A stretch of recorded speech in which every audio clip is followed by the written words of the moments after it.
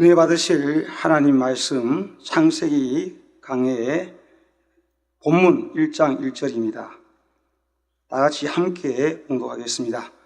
태초에 하나님이 천지를 창조하시니라. 아멘.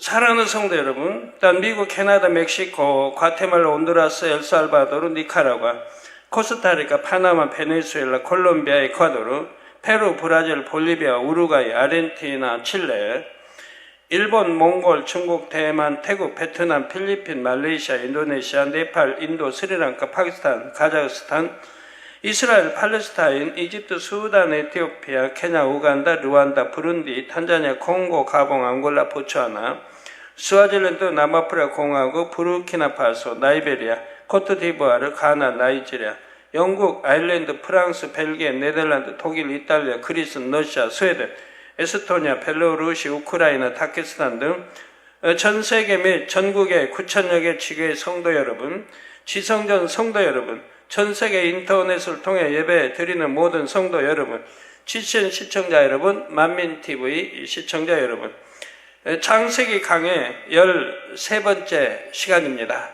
지난 시간에는 천사의 일반적인 특징과 천사 세계의 조직을 말씀드렸습니다. 하나님께서 창조하신 천사의 전체 수는 우리가 헤아릴 수 없을 만큼 많지요. 천사의 세계는 이 땅의 국가나 군대 조직보다 더 체계적이고 계급 질서도 정확하다 했습니다.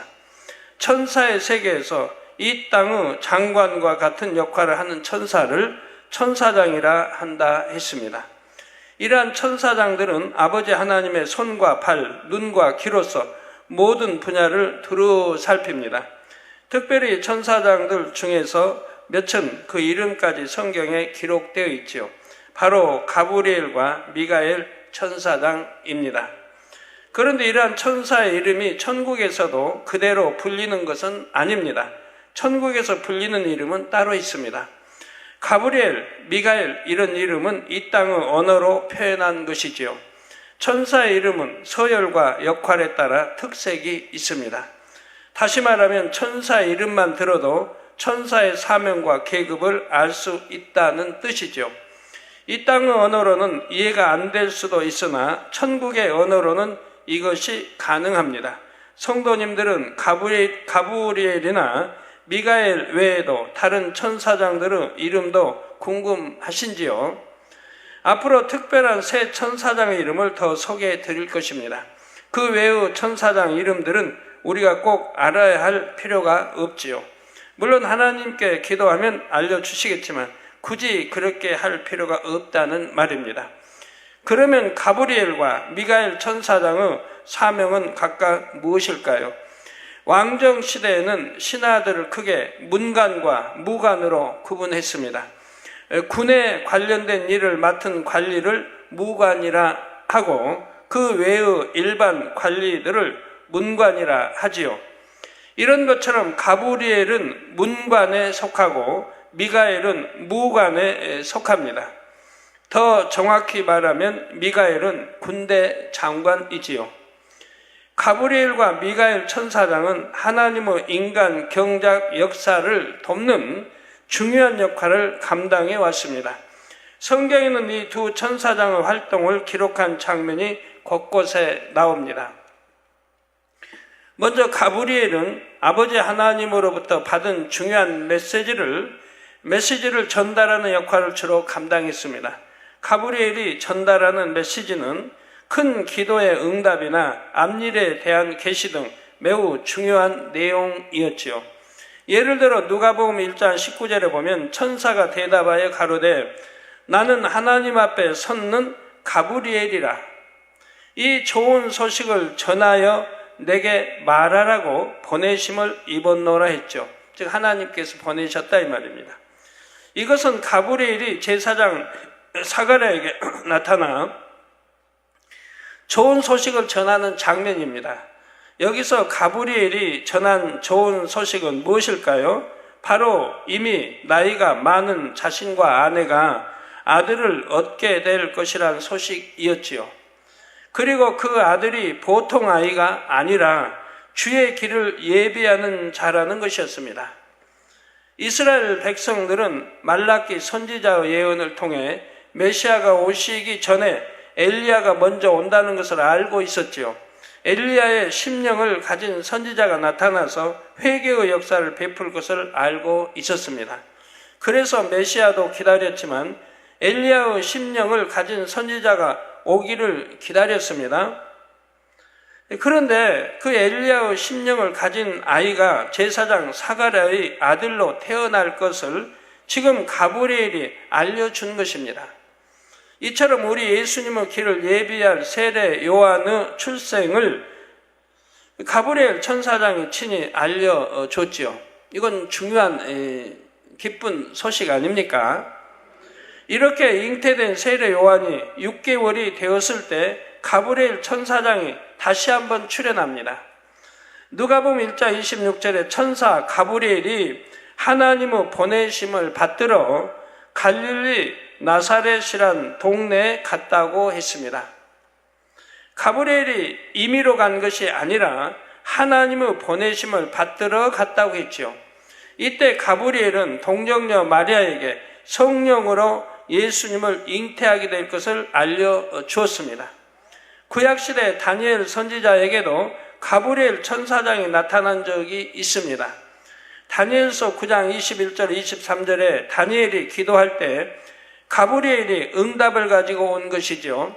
곧 내가 말하여 기도할 때 이전 이상 중에 본 그 사람 가브리엘이 빨리 날아서 저녁 제사를 드릴 때쯤에 내게 이르더니 내게 가르치며 내게 말하여 가로되 다니엘아 내가 이제 내게 지혜와 총명을 주려고 나왔나니 곧 내가 기도를 시작할 즈음에 명령이 내렸으므로 이제 내게 구하러 왔느니라. 너는 크게 은총을 입은 자라. 그런즉 너는 이 일을 생각하고 그 이상을 깨달을지니라 했습니다. 다니엘의 기도를 시작할 즈음에 하나님께서는 가브리엘에게 명령을 내렸고 가브리엘은 즉시로 구하러 왔던 것입니다.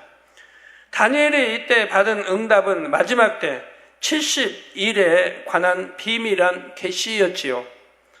이처럼 아버지 하나님께서 크고 비밀한 것을 계시해 주실 때에는 가브리엘 천사장을 통해서도 역사하셨습니다.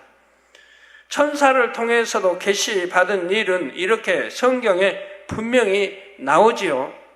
그러므로 오늘날도 누군가가 천사를 통해 계시를 받았다고 하면 무조건 잘못됐다고 말해서는 안 됩니다. 물론 계시받았다고 말하는 사람도 결코 거짓말을 해서는 안 되죠. 즉 하나님의 이름으로 거짓말하는 것은 용납되지 않습니다. 정말 영의 사람들은 거짓말하지 못해요. 육의 신앙, 육의 사람들이 하나님을 두려워하지 않고 거짓말을 해요. 마치 하나님의 음성인 것처럼, 하나님의 역사인 것처럼, 성령의 역사인 것처럼 거짓말하는 사람들이 있습니다. 그건 크게 저주받을 수밖에 없다는 거 여러분 명심해야 됩니다. 하나님을 망령되이 여기는 것이고 하나님으로부터 계시받은 것도 아닌데 하나님의 이름을 말하고 하나님이 마치 이렇게 말씀하고 지시하고 시킨 것처럼 말하는 사람들은 얼마나 하나님 앞에 큰 저주받는다는 거 여러분 아셔야 돼요. 결코 하나님 이름 팔아 그렇게 해서는 아니 됩니다. 가브리엘은 이처럼 하나님의 중요한 명을 받아 그것을 직접 전달하는 천사장입니다. 이와 달리 미가엘 천사장은 하늘의 군대 장관입니다. 하늘의 군대 장관이 한 명일까요? 여러 명일까요? 한 명일까요? 여러 명 있을까요? 여러 명? 성경에는 한 명이 이름이 기록되어 있다고 한 명만 아닙니다. 여러 명입니다. 이 땅에도 뭐 장군 하면 한 명입니까? 예를 이제 별 하나부터 준장부터 장군으로 이제 부른단 말이에요. 별 둘도, 별 셋도, 넷도, 다섯도. 그러면 장군이 한 명입니까? 많지 않습니까? 더군다나 수많은 천군이 있는데 꼭 군대 장관이 한 명만인 것은 아닙니다. 하늘의 군대 장관입니다. 영안이 열려보면 미가엘은 군대 장관답게 머리에는 투구를 쓰고 있지요. 그리고 허리에 벨트를 찼는데 벨트 안에 여러 가지 무기가 가득 있습니다. 때에 따라 필요한 무기를 꺼낼 수 있지요. 영적인 싸움에서도 다 이 필요한 것들이 다 있는 거예요. 어떻게 많은 무기들이 벨트 안에 들어갈 수 있을까요? 영어 세계에서는 가능합니다. 공상과학 영화를 보면 작은 가방에서 가방보다 부피가 큰 물건들이 나오는 장면들이 있죠. 영어 세계에서는 얼마든지 가능한 일입니다. 또 뭐 007 같은 것도 보면 007 그 주인공은 각종 다양한 무기들을 사용하는 걸 봅니다. 자, 성경에 나오는 미가엘 천사장의 활동을 몇 가지 말씀드리겠습니다. 미가엘 천사장은 악한 영의 세계가 만들어진 후 악한 영들과의 싸움을 지휘하며 때로는 직접 나서서 어둠의 진을 깨트립니다. 계시록 12장 7절 8절을 보면 마지막 때인 7년 환란 중에 있을 하늘의 전쟁, 곧 영계의 싸움에 대해 말씀하고 있습니다.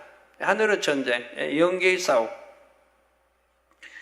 하늘의 전쟁이 있으니 미가엘과 그의 사자들이 용으로 더불어 싸울세. 용과 그의 사자들도 싸우나 이기지 못하여 다시 하늘에서 저희의 있을 곳을 얻지 못한지라 했습니다. 자, 여기서 하늘 전쟁 싸웠다면 어디에 싸웠을까요? 악한 영들이 있는 제2의 하늘에 싸웠겠죠? 싸워서 내쫓아야 되니까요. 바로 미가엘 천사장과 그의 사자들이 용과 그의 사자들로 더불어 싸운다 했지요. 이 전쟁에서 용과 그 무리들이 패배하여 하늘에서 이 땅으로 쫓겨나게 됩니다. 다니엘서 10장에도 미가엘이 등장합니다. 다니엘이 마지막 때에 대한 계시를 받고자 기도하기를 시작하자 하나님께서는 바로 그날 응답을 주시려고 가브리엘 천사장을 보내셨지요. 그런데 가브리엘은 21일째 날이 되어서야 다니엘에게 나타났습니다. 가브리엘이 이렇게 지체된 이유를 다니엘서 10장 13절에서 14절에 설명합니다. 그런데 바사국 군이 21일 동안 나를 막았으므로 이 가브리엘 천사가 지금 응답을 가지고 지금 내려가지 못하도록 다니엘에게 전하지 못하도록 막았다 이 말이에요. 나를 막았으므로 내가 거기 바사국 왕들과 함께 머물러 있더니 군장 중 하나 미가엘이 와서 나를 도와주므로, 자, 여기서 군장 중 하나 미가엘이, 자, 미가엘 군대 장관이 미가엘 하나만 있지 않다는 거 나오죠. 여러 많이 있다 이 말이에요. 그 중에 하나란 말입니다. 미가엘은. 그래서 군장 중 하나 미가엘이 와서 나를 도와주므로 이제 내가 말일에 내 백성의 당할 일을 내게 깨닫게 하러 왔노라 한 것입니다. 그래서 다니엘서에 보면 이 마지막 때 비밀까지 들어 있습니다. 7년 환란의 비밀까지 다니엘서에 들어 있지요. 여기서 바사국군이란 공중 권세를 잡고 있는 악한 영의 세력을 가리키지요. 이처럼 가브리엘이 악한 영의 세력의 방해를 받고 있을 때 미가엘이 와서 도와줬다는 것입니다. 그래서 가브리엘은 하나님의 계시 말씀을 다니엘에게 전달할 수가 있었습니다. 미가엘 천사장이 이제 도와줌으로 전달할 수가 있었죠. 만일 다니엘이 21일이 되기 전에 낙심하여 기도를 그만두었다면 어떻게 됐을까요?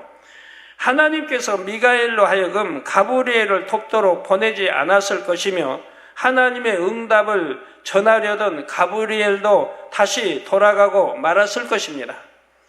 그러나 다니엘은 하나님을 믿고 응답이 올 때까지 포기하지 않았습니다.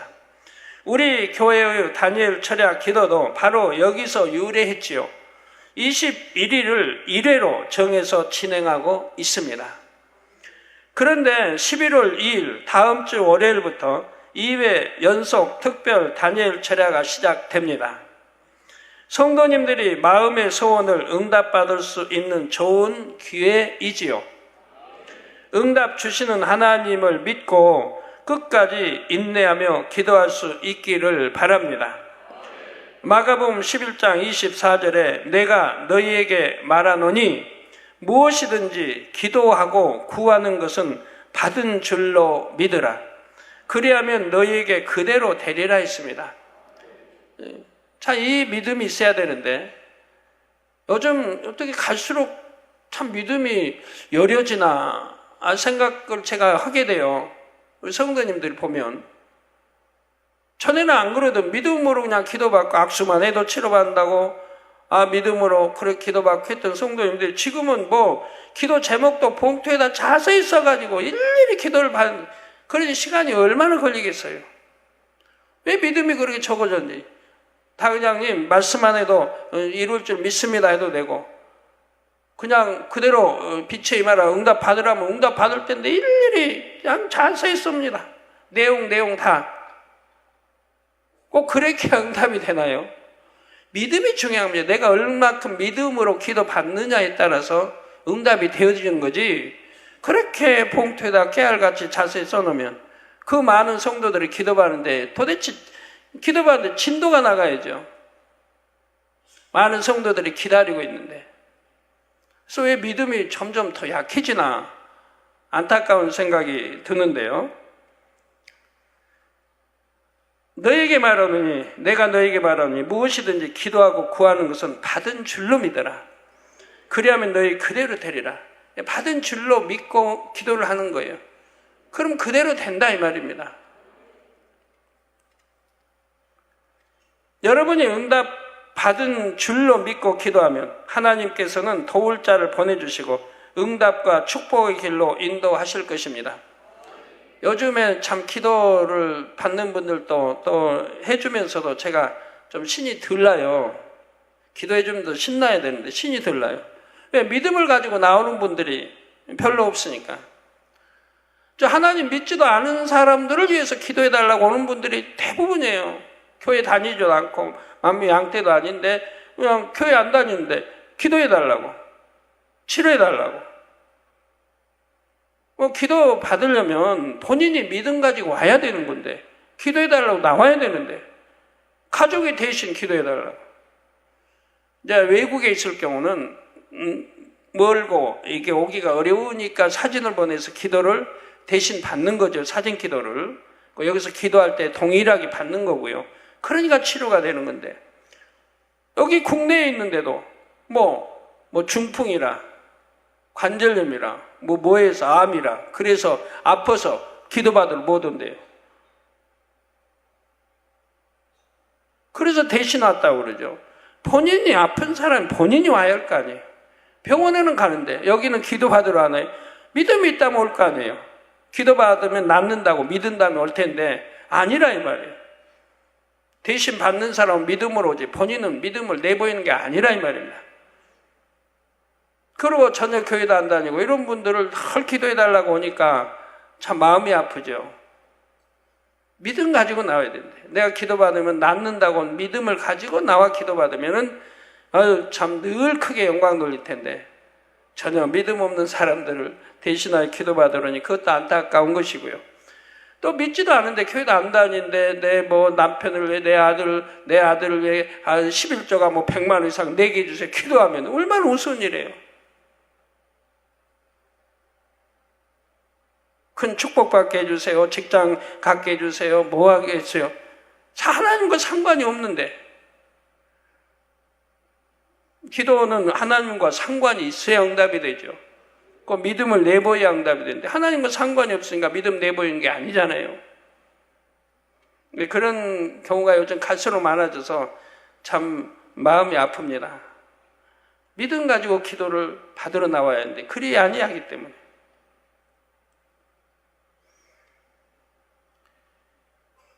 네, 여러분이 응답받을 줄을 믿고 기도하면 하나님께서는 도울 자를 보내주시고 응답과 축복의 길로 인도하실 것입니다. 만일 어떤 사람이 응답받기 위해 하루 이틀 기도하다가 포기한다면 이는 그만큼 믿음이 적다는 증거이죠. 기도했으면 응답받을 때까지 하는 거예요. 응답받았다고 믿고 기도하되 응답받을 때까지 하는 겁니다. 그러나 참으로 믿는 사람은 설령 응답과는 반대인 것처럼 보이는 상황을 만나도 그 믿음이 변하지 않습니다. 그리고 믿음의 증거인 행함을 보이죠. 바로 감사하며 계속해서 기도하는 것입니다. 하나님께서는 이러한 참 믿음의 증거를 보시면 방해하는 원수마귀 사단의 세력을 물리치시고 기도의 응답을 여러분에게 안겨주십니다. 그러므로 성도님들은 항상 기도하되 혹여 응답이 더디다 하여 결코 낙심하지 마시기를 바랍니다. 갈라디아서 6장 9절에도 우리가 선을 행하되 낙심하지 말지니 피곤하지 아니하면 때가 이름에 거두리라 말씀했습니다. 우리가 선을 행해야 된다. 항상 여러분 강조하죠. 악을 행하는 건 하나님이 역사 안 해요. 내가 악을 행하며 비진리로 행하며 내가 아무리 기도한들 하나님이 역사하지 않습니다. 우리가 선을 행하되 낙심하지 말지니 피곤하지 않으면 때가 이름에 거두리라 말씀합니다. 즉 믿음으로 기도하는 사람들은 피곤하지 않습니다. 지치고 힘들고 할 일도 없고요. 믿음으로 기도했으니까. 믿음으로 기도하지 않으니까 피곤한 것이고 지치는 것이고 에이 응답이 없다. 나는 이렇게 기도했는데도 아무 응답이 없다라고 말하게 되죠. 응답받아야 하는 문제가 큰 것일수록 원수마귀 사단의 방해도 클 수 있습니다. 그러므로 더욱 깨어 기도를 해야 하지요. 여러분이 기도를 할 때에 기도의 향을 받는 천사가 있다 했습니다. 그런데 어떤 분에게는 큰 천사가 와서 기도의 향을 큰 그릇에 받는가 하면 어떤 분에게는 작은 천사가 와서 작은 그릇에 받는 것을 볼 수가 있지요. 기도하는 사람이 어떠한 마음 자세로 기도하는가에 따라서 이런 차이가 납니다. 얼마나 하나님께서 받으실 만한 중심의 향인가에 따라서 기도의 향을 받는 천사의 급이 달라지지요. 얼마나 믿음과 사랑을 가지고 중심을 다하여 정성껏 기도하느냐에 따라서 기도의 향이 다릅니다. 또 얼마나 악이 없고 성결되었는가에 따라서 기도의 향이 다르지요. 기도의 향이 굵고 진하면 큰 그릇에 받아야 하고 가늘고 약하면 작은 그릇에 받아도 됩니다. 그러므로 2009년 남은 시간 하나님께 상달되는 온전한 기도를 올림으로 많은 응답을 받는 성도님들이 되시기를 주님의 이름으로 축원합니다. 전에 거기 하늘산인가요? 기도 옛날에 제가 자주 갔던 곳인데 초신자 때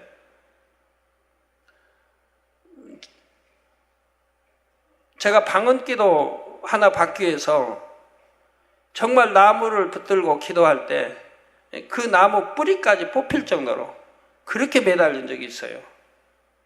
왜 그때 이천서 목사님이 그런 설교를 했으니까요. 방언기도도 못 받으면 개만 또 못하다. 이런 말씀은 개도 받는다. 이건 설마 개가 받을 일은 없지만 그렇게 말씀하는 거예요. 저는 모든 말씀을 그냥 그대로 아멘이기 때문에 그냥 그대로 믿어버리죠. 초신자 때는. 또 목사님이 하신 말씀이니까 그대로 믿어버리는 거예요. 개도 받는다는데 나는 하나님의 자녀인데 아니 내가 못 받는다면 이거 개맛도 못하지 않은가. 그래가지고 기도 받으려면 뭐 나무 뿌리가 뽑힐 정도로 그렇게 정성껏 힘껏 기도하라는 거예요. 그래서 저도 점심도 그냥 걸은 채 오전 예배 끝나고 올라가서 그렇게 기도한 적이 있습니다. 나무 뿌리야 뭐 가는 거 가지고 하면 뽑히겠지만 좀 뭐 굵고 다 그러다가 거기 나무 뿌리 다 뽑아버리면 어떻게 하겠습니까? 그렇게 저도 정성을 다해 점심도 안 먹고 기도한 적이 있어요. 그런데 받기는 받았죠. 방언기도 못 받는 이유를 알았으니까요. 오후 예배, 오후 설교 때 설교를 듣는데 제 마음에 딱 오는 거예요. 전에도 말씀드렸습니다만 제가 방언기도 못 받는 이유를 알게 된 거예요. 네, 제가 전에 초신자 때 저는 신앙생활을 나이 먹어서 했기 때문에 어떻게 주일학교 학생부, 청년부 신앙생활인지를 몰라요. 그런데 목사님이 저를 불러서 이제 겨울 이제 11월경 불러서 저보다 주교사를 하라는 거예요. 근데 주교사는 뭔지 어떻게 하는지 뭘 가르치는지 뭐 설교를 할 수 있나요? 아무것도 모르는데. 그래서 목사님 좀 더 있다가 하겠습니다라고 불순종한 것이 있습니다. 그게 딱 떠오르는 거예요. 그게 불순종했던 게 떠오르는 거예요. 저는 너무 자신이 없고 할 수 없다고 생각하기 때문에 불순종한 건데 그 불순종이 딱 떠오르는 거예요. 그래서 그걸 회개했어요. 그걸 회개했더니 바로 방언이 임하는 거예요. 그래서 이것이 담이었구나. 말씀 듣는 중에 이제 깨우침이 와서 바로 그걸 회개하고 나니까 설교 끝나고 회개하고 나니까 바로 방언이 임하는 거예요. 그래서 야, 불순종이란 이렇게 무서운 것이구나. 그건 내가 정말 자신이 없어서 불순종한 건데, 근데 하나님은 또 감사하게도 똑같은 그 시간에 어떤 여집사까지 하나님 불렀어요. 그 목사님 불러서 여집사. 그 여집사에게 집사직분을 주는 거예요. 근데 그 집사도 어떻게 동일하게 저처럼 저는 주교사를 못한다고 다음에 하겠다고 했는데 거기는 집사를 주는 걸 거절하는 거예요. 그러더니 그 이후로 그가 귀신이 들려서 악한 귀신이 들려서 내내 고통받는 걸 봤어요. 우리 금호동에서 오신 분들은 아마 아실 겁니다. 그 귀신 들린 그 주변에 있던 분들 기억들 하세요? 배철당 아시고 기억들 하실 거예요. 악한 귀신이 들어가지고 동네 방네 다니면서 막 소리만 지르고 그 교회 갈 때도 교회 가긴 가요. 가는데 파출소 같은 거 들려서 기물 파괴해버리고 감당을 못해요. 파출소에도. 왜? 귀신 들려서 뭐 정신 이상 귀신 들려서 어디 구속시킬 수도 없고 교회 와서는 앞에 앉아가지고 성가하면요 비웃고 그래요. 비웃고 막 지적하고 저는 죄를 지었으면서 저렇게 찬양한다고 하나님 앞에. 죄 지은 걸 아는 거예요. 귀신 들려서. 저는 죄 지었으면서 저렇게 찬양한다고. 저는 간음하면서 찬양한다고 막 지적하는 거예요.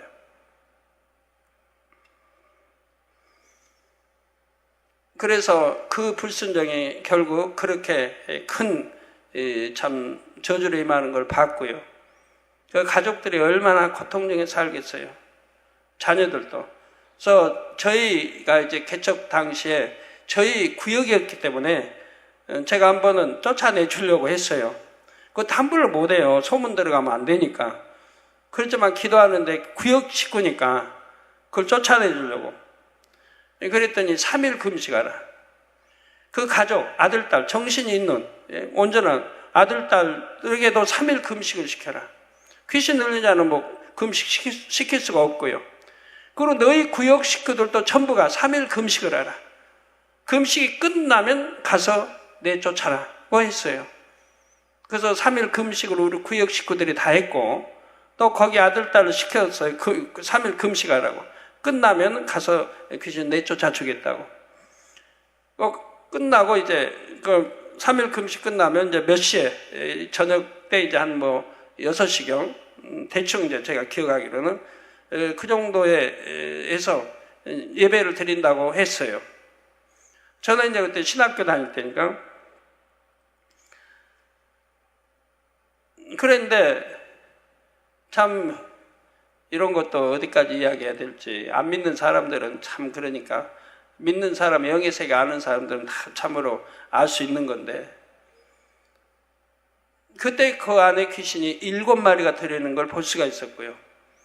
한 귀신은 여자 귀신인데 피를 흘리며 칼을 입에다 물고 있는 거예요. 칼을, 시퍼런 칼을. 피를 쫙 흘리고 있는 거예요.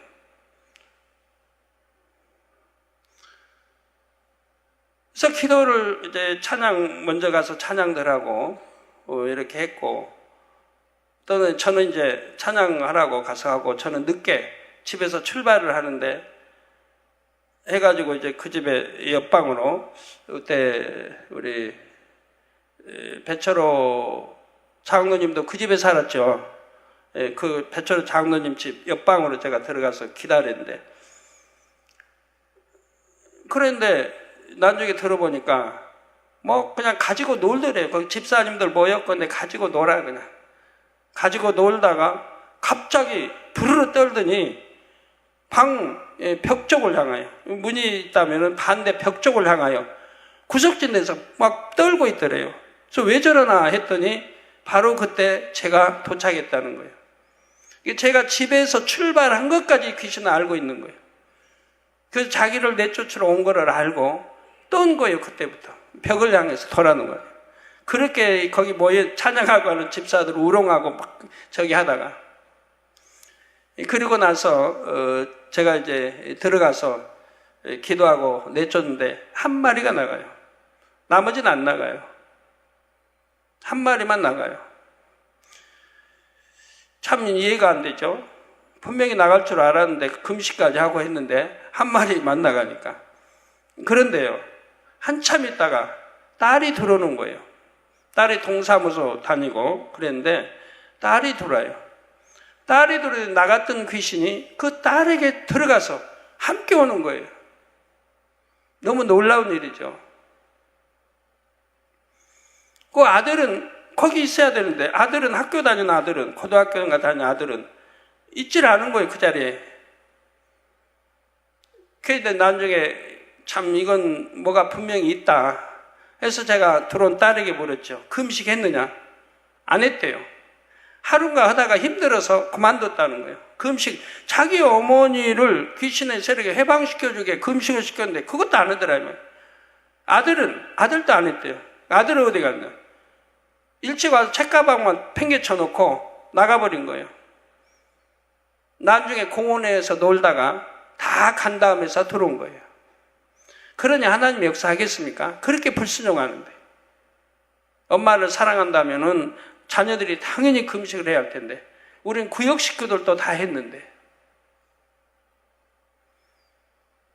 그래서 불순종했기 때문에 내쫓지 못한 그런 경우를 봤습니다. 그래서 여러분, 이런 영의세계 제가 말씀드리면 명심을 해요. 영의세계는 이렇다는 것을. 불순종할 때는 아무리 권능의 종이 기도해줘도 소용이 없습니다. 역사를 안 해요. 왜 하나님이 역사를 안 해요? 할 수가 없어요. 공의에 불순종했기 때문에 역사할 수가 없는 거예요. 귀신도 그걸 알기 때문에 명하니까, 그래서 한 마리가 나갔는데 그 딸을 통해 다시 돌아버린 거죠.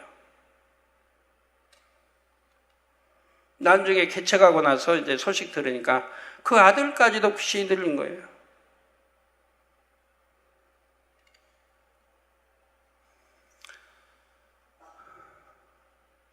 금호동 같은 구역에 있는 분들은 대부분 아실 텐데,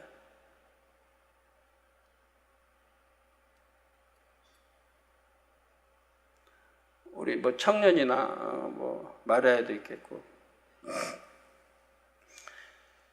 사랑하는 성도 여러분, 이제 건축 분야를 담당하는 천사장에 대해 말씀드리겠습니다. 이 천사장은 천국에서 집을 짓는 일을 주관하고 감독하는 천사장입니다.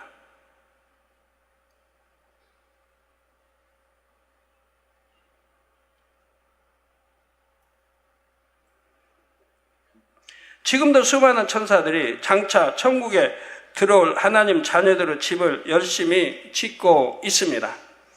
그런데 천국에서 집을 짓는 재료는 그 집의 주인이 이 땅에서 하나님의 나라를 위해 얼마나 심고 어떻게 행했느냐에 따라서 달라지지요.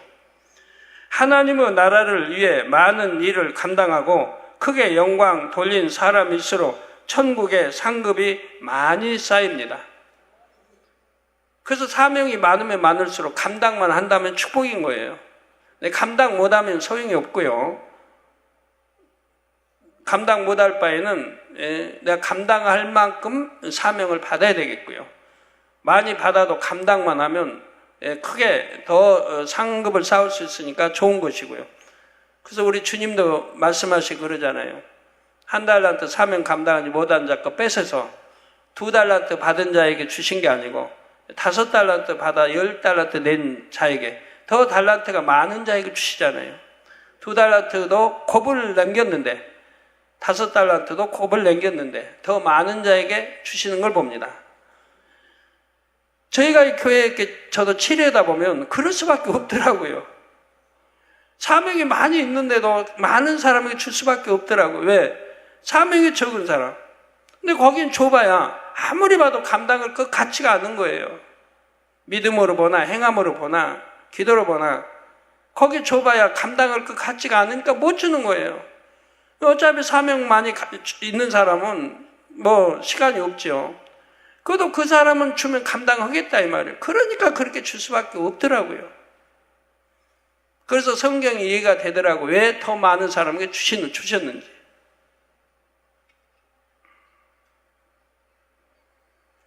또한 마음이 온유하여 많은 사람을 포용할수록 더 넓은 땅이 주어지지요. 그러면 집도 더 크고 더 좋게 지을 수 있으니 그런 집을 지을 때는 일할 천사도 많이 필요합니다. 우리 아버지 하나님은 또 우리 주님은 다 예정하시기 때문에 앞일에 어떻게 될고 저 영혼이 얼만큼 충성하고 어찌할 걸 아십니다. 거기에 맞게 설계해서 지어가는 거예요.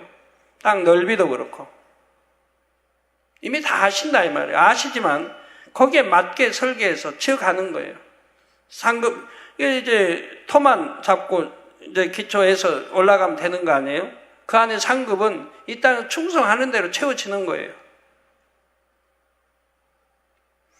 여러분 특히 아무리 충성했어도 여러분 사명을 스스로가 내려놨을 때는 그걸 원망 불평하면 내가 충성했던 쌓았던 상급들이 깎인다고 하는 걸 여러분 아셔야 됩니다. 원망 불평하면 내가 아무리 하나님을 했어도 원망 불평하는 그런 일이 하나님이 기뻐 받으시지 않는다 이 말이에요. 그런 것은 상급이 되지 않는다는 거 아셔야 돼요. 아무리 내가 충성했어도 열심히 했어도.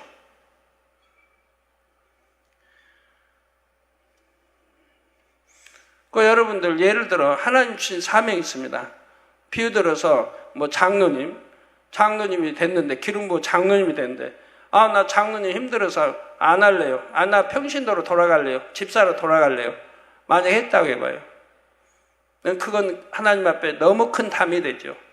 기름 부음 받았는데 이미 인쳤는데 자기 스스로가 인친 것을 저버려 버린다. 그러면 그 장로님이 쌓았던 상급은 없어질 수밖에 없는 거죠. 이런 것도 여러분이 잘 아시면 좋겠습니다. 하나님이 주신 사명을 스스로 안 하겠다고 할 수는 없는 겁니다. 어찌하든 최선을 다해 감당하려고 해야 되고요. 믿음으로 그것도 사랑으로 감당해야 그게 전부 상급이 되고 또 하다 보면 능력이 주어져서 할 수 있는 겁니다. 그런데 여러분들이 주어진 사명도 감당 않고 게으름 부르고 했기 때문에 그런 분들이 많이 병도 생기고 지킴받지 못하는 걸 볼 수 있지 않습니까? 예를 들어 모세는 아버지 하나님으로부터 온 집에 충성된 자요 온유함이 가장 승한 자로 인정을 받았습니다. 그러니 모세에게 주어지는 천국의 땅은 아주 넓습니다. 모세의 집은 건물도 거대하지만 집의 모든 지경이 매우 넓지요.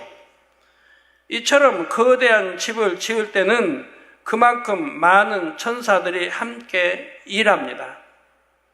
그리고 건축 담당 천사장도 직접 나서서 천사들을 지휘하고 감독하지요.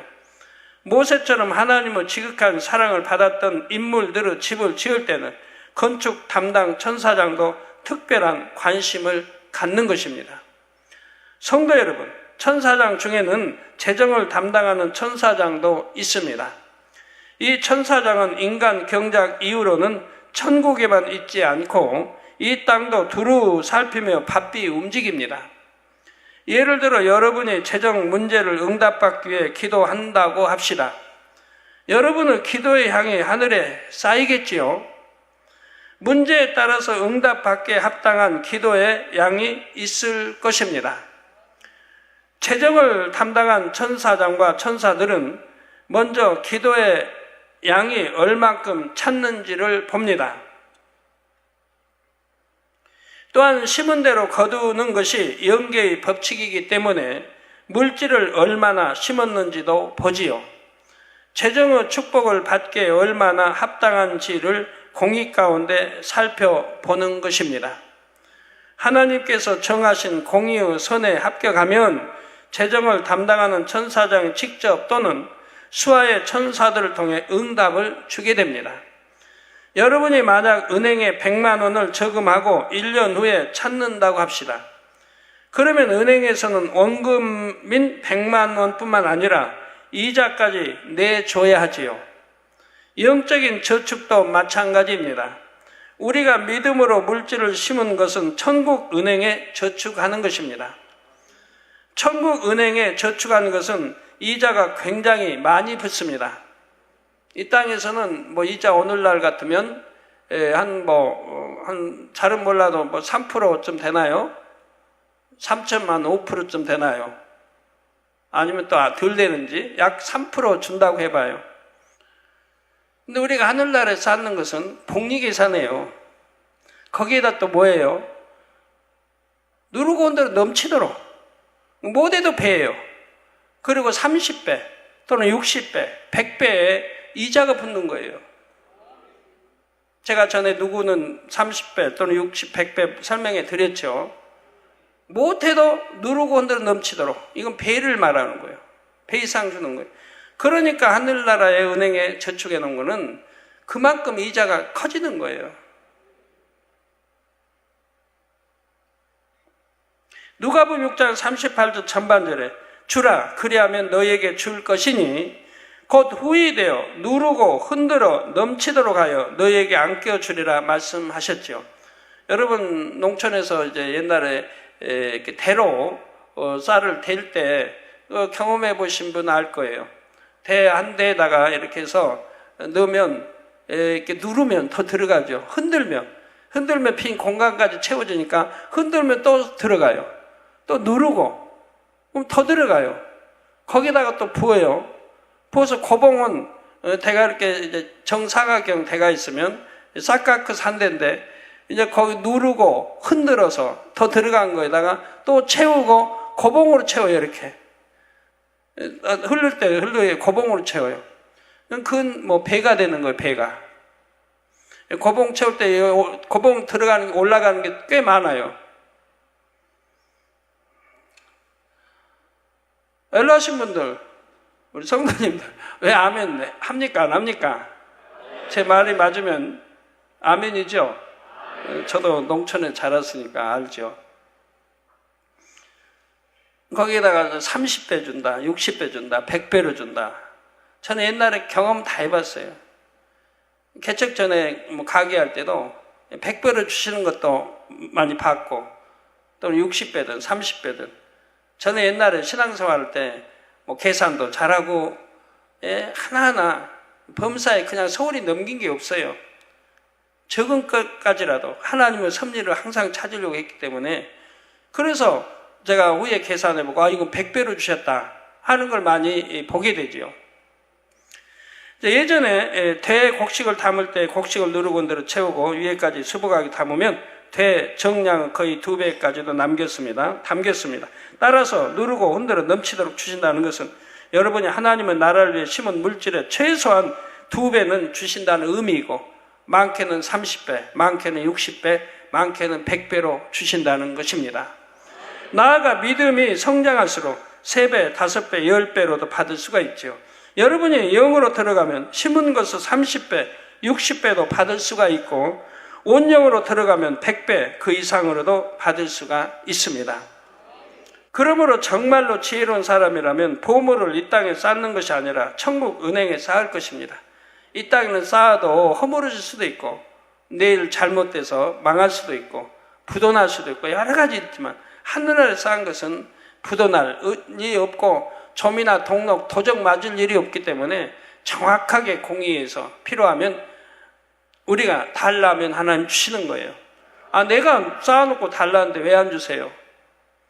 은행에도 여러분 저축해놓고 여러분이 달라면 내줘야 하잖아요. 은행에서 아, 우리 은행에 예금이 부족해서 못 내줘야 하는 사람 없을 거예요. 무조건 내줘야지. 더구나 하늘나라에는 부족한 게 없는데 아버지 달라고 하면 아, 내가 그만큼 예금해 놨는데 달라고 하면 왜 안 주시겠어요? 당연히 주십니다.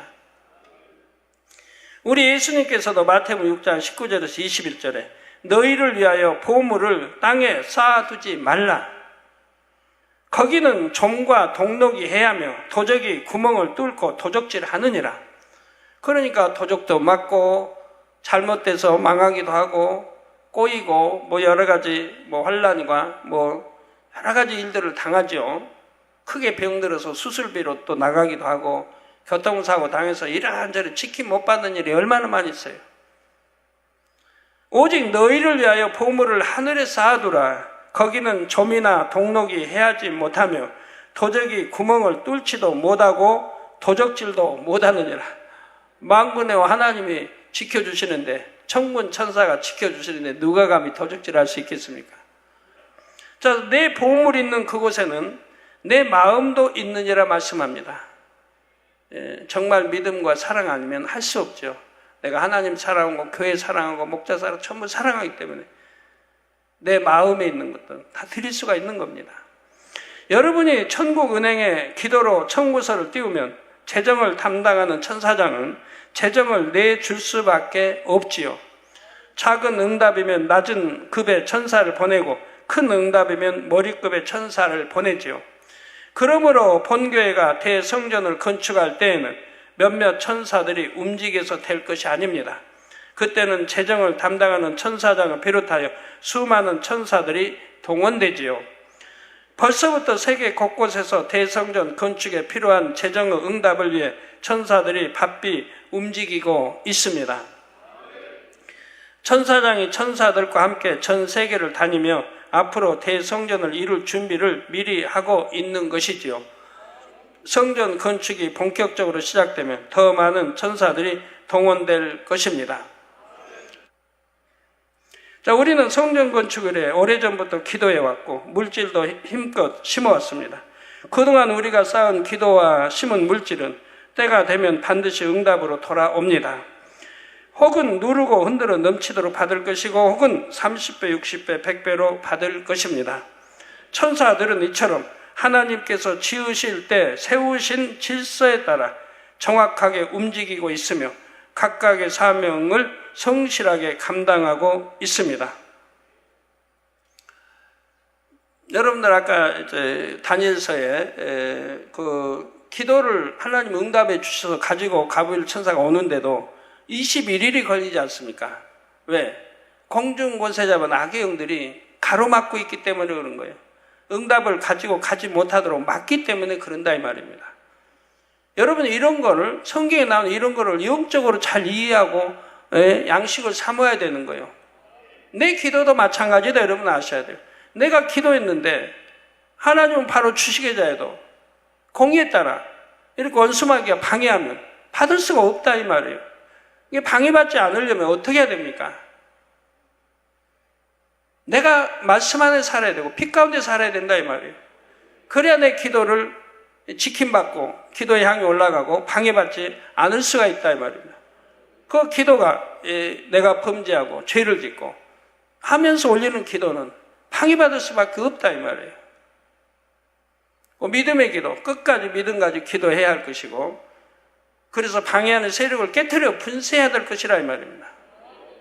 내 기도가 흠없이 올라갈 수 있도록 죄가 없는 흠없이 올라갈 수 있도록 믿음의 향, 기도, 사랑이 되어야 그래야 방해받지 않고 그 기도가 상달이 된다 이 말입니다. 성도 여러분, 이제 삼일체 하나님의 직속인 새 천사장을 소개해 드리겠습니다. 하나님께서는 하나님을 가장 가까이서 섬기고 수종하며 사랑을 주고받을 수 있는 새 천사장을 특별히 창조하셨지요. 지난 시간에 천사들도 그 외모와 성품이 여성 또는 남성적인 천사로 나뉜다 했습니다. 앞서 말씀드린 미가엘과 가브리엘 천사장은 남성적인 이미지입니다. 그런데 하나님의 직속인 새 천사장은 여성적으로 창조됐습니다. 영안이 열린 분들은 일반 천사들을 보아도 그 아름다움에 감탄합니다. 그런데 하나님을 가장 가까이서 섬기는 천사장이라면 얼마나 아름답겠는지요. 하나님께서는 이 세 천사장을 모든 천사들 중 가장 아름답게 창조하셨습니다. 천사들은 다 아름다워요. 근데 그 중에서도 가장 아름답게 하나님이 세 천사장을, 여성 천사장을 창조하셨다 이 말입니다. 세 천사장의 아름다움을 이 땅의 언어로 표현하기는 참으로 어렵습니다. 그러나 최대한 표현을 해보면 세 천사장의 눈동자는 그 어떤 보석과도 비교할 수 없을 정도로 예쁘게 빛이 납니다. 여러분, 눈동자가 예쁘고 아름답다를 어느 기준에 두시는지, 어느 분은 눈이 크면 예쁘다고 하시고, 어느 분은 가늘면 예쁘다 하시고, 다 사람마다 다르더라고요. 여러분, 저기 광화문 앞에 우리 세종대왕 상을 만들어 놨던가요? 요즘에? 저번 뉴스에 나오는 것 같은데 갖고 그거 보여주던데, 만약에 세종대왕의 상이 그냥 눈이 이렇게 크다면 참 안 되겠죠. 재진 이제 그림 그릴 때 예쁘게 이렇게 그리잖아요. 그 눈으로 그려놨어요. 저 뉴스에 나온 거 봤는데, 귀는 복스럽게 동그랗게 해서 여기다가 이렇게 좀 살 좀 붙여서 이렇게 예쁘게 해놨고요. 그게 원래 전형적인 모습들인가요? 여자분들은 눈이 좀 커도 좋죠. 남자가 크면 그것도 좀 이상해. 큰 분들 죄송합니다. 저는 솔직하게 말하는 거니까.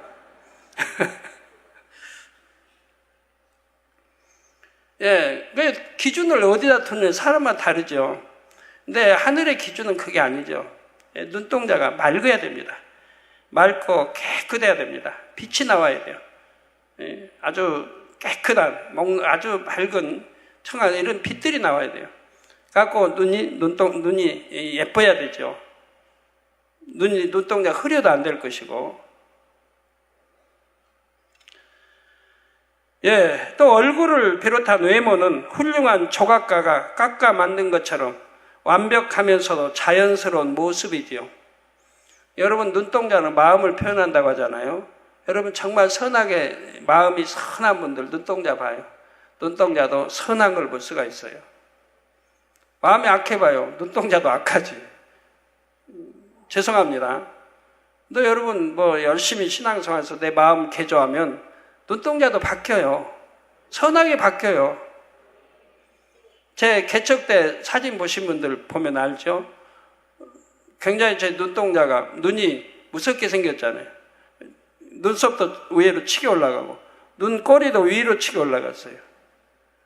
무섭잖아요. 그러면 무섭게 그릴 때 이렇게 눈썹도 위로, 눈꼬리도 위로 그리잖아요. 전 개척 때 그랬어요. 이렇게. 근데 그대로 변하더라고요. 눈썹도 아래로, 눈꼬리도 아래로 이렇게 변하더라고요. 제 말이 맞나요? 여러분, 마음에 얼마큼 더 선한에 따라서 얼굴형이 바뀌어요. 얼굴도 바뀌고 눈도 바뀌고.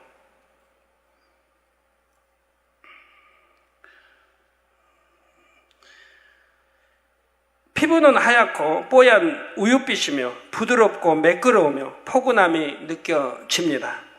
머리끝부터 발끝까지 아름다운 보석들로 장식되어 그들에게는 하나님의 영광이 충만하게 둘러 있음을 알 수가 있습니다. 그래서 다른 천사장들이나 모든 천사들도 이 세 천사장의 모습만 보고도 하나님께 영광을 돌릴 정도이지요. 지금 화면이 나오는데, 휴거된 장면이 나오는데, 우리 가나안 들어가면 저 다 바뀔 거예요, 새롭게. 하나님이 일일이 설명해 주실 거예요. 휴거 장면을 어떻게 해 주신다고 했습니다. 우리가 생각해서는 게 아니고 이제 하나님 친히 주신 걸로 휴거 장면이 그려져 나올 겁니다. 앞으로 가나안 성전 들어가면요.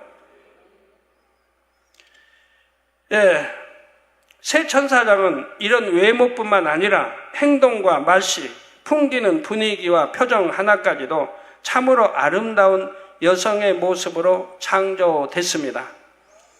한마디로 세 천사장은 아버지 하나님께서 만드신 아름다움의 최고 결정체였지요. 이 세 천사장은 천사장의 반열이긴 하지만 다른 천사장들과는 달리 좀 특별한 권세가 주어졌습니다. 또한 그 역할도 일반 천사장들과는 달랐지요. 이 세 천사장의 주된 사명은 장관처럼 한 분야를 맡아 감당하는 것보다 삼위일체 하나님을 섬기는 것이었습니다. 이 세 천사장이 다른 천사들과 다른 점이 또 있습니다. 하나님께서는 천사들을 만드실 때 자유의지는 주지 않으셨습니다. 자유의지란 자기가 하고 싶으면 하고 하기 싫으면 하지 않을 수 있는 의지, 곧 원하는 것을 스스로 선택할 수 있는 의지이지요.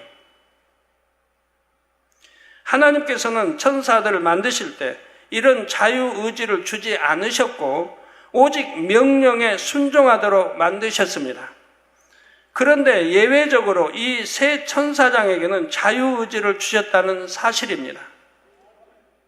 전에 호주에선가 이 천국 책을 보고 출판 안 하겠다고 한 데가 있었어요. 왜? 천사도 어디 뭐 자유의지가 있냐? 꽤 참 이해를 못하면 그래요. 자유의지가 없는 순종만 하는 명령한 대로 이런 천사도 있지만 하나님이 특별한 섭리 안에 자유의지를 준 천사도 있다 이 말입니다. 그런 걸 이해 못하니까 이제 그런 경우가 있었습니다만 우리 인간을 창조하실 때처럼 이 세 천사장을 창조하실 때는 인성을 주시며 그 속에 자유의지를 갖게 해 주셨지요. 인성을 주셨어요. 그 속에 자유의지를 갖게 해주셨다 이 말입니다. 이런 걸 모르면 성경이 이해가 안 되는 거예요. 이런 까지 다 알아야 돼요. 그래야 성경을 읽다가 이해가 되는 거예요. 만약에 천사에게 자유의지를 안 줬다. 그 다음 누시퍼의 반란이 어떻게 나와요? 누시퍼가 어떻게 반란을 일으켜? 하나님이 너 반란을 일으켜라 했겠어요? 또 소돔과 고모라의 천사들이 나타났을 때 자유의지가 없다면 또 인성이 없다면 어떻게 그들이 거기에서 분별할 수 있는 거예요? 하나님이 내려보내서 그러면 그들은 어떠한 천사장인 걸 알 수 있는 거죠. 예, 그래서 새 천사장은 삼위일체 하나님의 명령에 무조건 순종만 하는 존재가 아닙니다. 삼위일체 하나님의 사랑을 느낄 수 있고 삼위일체 하나님께 기쁨을 드리기 위해 마음으로부터 스스로 섬기는 존재였지요. 이 새 천사장의 이름과 역할에 대해서는 다음 시간에 이어서 말씀드리겠습니다. 역할은 뭔지, 또 어떤 천사장, 누구 이름은 누구의 아버지의 또는 주님의 성령의 이름까지 말씀드릴 것이고요. 이들의 역할이 뭘 감당했는지 이런 거 알면 성경이 참 재미가 있어요. 소돔 고모라 때에 어떤 천사들 보내서 그 소돔 고모라 그렇게 악한지를 하나님이 보게 하셔요. 인성이 없다면 되겠습니까? 왜 그 천사들 보고 거기에 그 남자씨들이 반했는지, 안 반했다면 왜 천사들 내놓으라고 하겠어요? 아브라함 조카 롯이 자기 딸들 아직도 시집 안 간 처녀딸이 있는데 내가 처녀딸을 줄 테니까 천사들에게 손대지 말라고 해도 소용없대잖아요. 그 천사들 내놓으라는 거 아니에요. 그 천사들이 얼마나 이뻤겠어요. 어떤 천사예요? 그 이뻤고 그들이 반하니까 어찌하든 그 천사를 저기 하려고 그러죠. 그러니까 도저히 있을 수 없는 행동들을 그들이 하고 있는 겁니다. 무리들이. 근데 얼마나 그 땅이 폐역하고 그렇게 더러워졌는지를 그냥 알 수가 있지 않습니까? 사랑하는 성도 여러분, 영의 세계에 대해 아는 것은 매우 중요합니다. 천사를 비롯한 영적인 존재들은 인간 경작과 밀접히 연결되어 있기 때문입니다. 또한 천사나 영의 세계는 결코 지어낸 신비로운 얘기가 아니고 실제로 존재하지요. 우리가 장차 가서 영원히 사는 곳도 영의 세계입니다. 어떤 분이 이번 주 일요일이든가요? 금요일날인가요? 하여튼 그런 말씀 하더라고요. 회개한다고 하셨는데 어떤 여집사님. 전 당회장님이 그 기사표 권능을 보고도 의심하고 믿지 못했다는 거예요. 근데 꿈에 나타나서 성령을 거역하지 말라. 성령 해방, 모독, 거역. 성령을 거역하지 말라고 했다든가 성령을 모독하지 말라고 했다든가 꿈에 나와서 그랬답니다. 기사표적 권능은 성령이 역사하는 건데 그걸 믿지 못하고 의심하고 아니 성령을 거역한다는 얘기죠. 그래서 꿈에 나타냈기 때문에 회개하러 나오셨더라고요. 잘못했다고 용서해달라고. 다시는 그러지 않겠다고. 예, 우리가 장차 가서 영원히 사는 것도 영의 세계입니다. 이런 영의 세계를 진정 믿는 사람이라야 신앙생활도 바로 할 수가 있습니다.